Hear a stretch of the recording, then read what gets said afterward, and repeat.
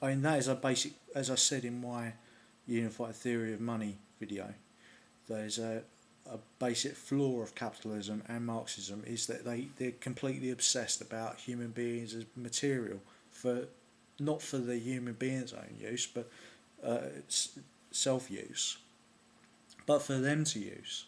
You know, uh, capitalists held machines that made other machines. That is what their capital referred to.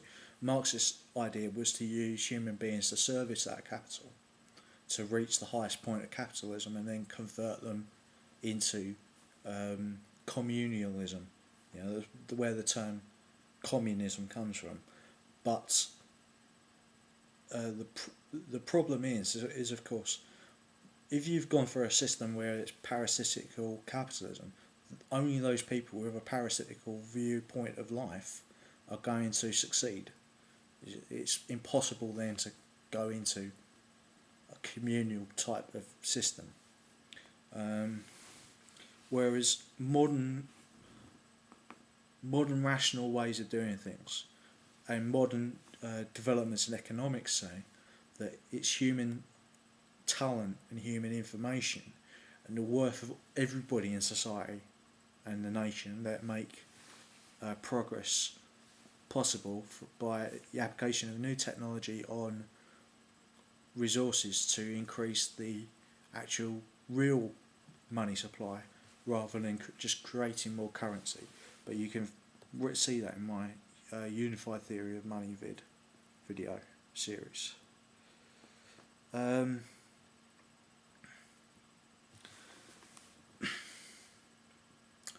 However,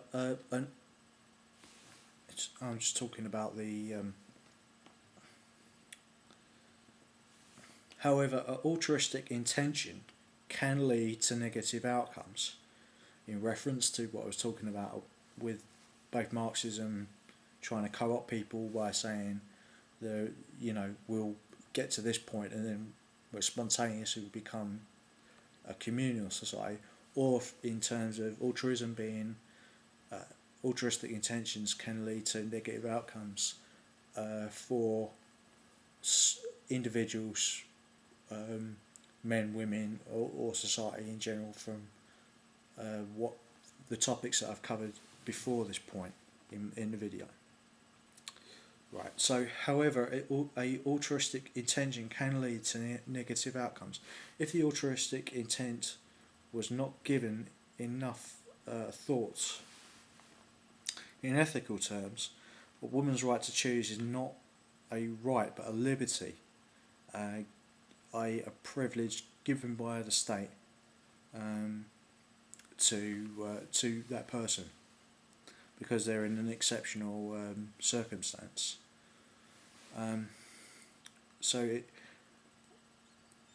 woman's right to choose is not a liberty, but is not a right, but a liberty given by the state as a way to opt out, or as a way to opt out of public servants' responsibility to protect the lives of citizens where possible. Factually speaking, those women who want to engage in sex but not choose to use contraception, or are unlucky that contraception does not work but still want to leave no genetic legacy, are still going to seek abortions here, for instance. There is little that can be done to prevent that from happening, even though legally, ethically, abortion is still killing an innocent human child because of another human being's choice. The problem is obvious in practical terms. That is why the tension exists as such. But even women who believe they have a liberty or a right because politicians as public servants say they do, although no referendum has ever been conducted in England, EU or US, those women still disagree on what is ethically and morally right and at what stage of the development in pregnancy. For instance, there are some moral grounds that some people take a neutral position on for good moral reasons. If a pregnancy is ectopic, then the baby and mother have no chance for the pregnancy to be successful. Both will, if the process continues of pregnancy, they would both die. The mother's life is equal still to the baby's life in ethical terms, but with modern technology restricted until a solution, there is no other option than to end the pregnancy and thus the baby's life by an abortion in order to save the mother's life. It is not the same as the article of view that a mother needs not value one baby's life because human beings are just material, baby or mother, and a mother can have more children. So by extension, in a real case of, this is a real case of insurance fraud where a woman murdered her husband, her babies and her other children to claim insurance. This is from when life insurance was first created in around the Edwardian era and Victorian era. And is on par with infanticide. This is why I in the strongest intellectual terms oppose this view, the view point in Dr. Francesca Minerva and Dr. Albani's article, as it removes barriers by trying to change ethically sound laws to unethically sound laws, allowing what can only be called evil irrational behaviours and actions.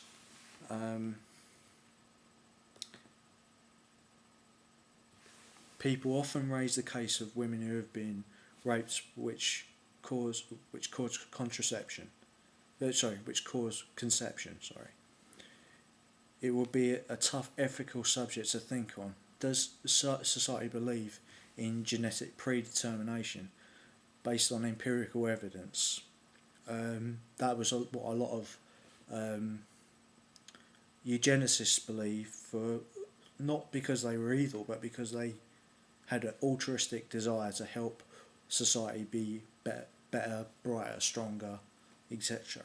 To be more virtuous by changing the makeup of people's genetics or their sexual choices as to who to conceive children with. And of course, eugenicists today are still trying to develop cures to genetic diseases. So it's not the associations around the word eugenicists are slightly changing because of that fact.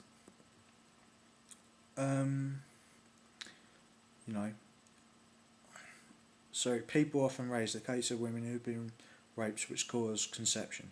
It would be a tough ethical subject to think on. Does society believe in genetic determination based on empirical evidence? For example, the mass murderer Fred West killed and raped his own children, basically, as well as other victims. If his progeny were allowed to follow the same path, is there any ethical or empirical or legal reason for his victims to be forced to give birth to the rapist's progeny? Personally, even in opposition to infanticide, I would not say a law. I would personally, even in opposition to infanticide, I would say a law would need to be considered about the status of the progeny of any rapist who's, i.e. the child who's the product of that rape, being forced on its victim. You could see, for instance, like in the Srebrenica massacre, Bosnian women and Croat women who've been raped, so they become pregnant and they gave birth to those children. They went to the hospital and left them there,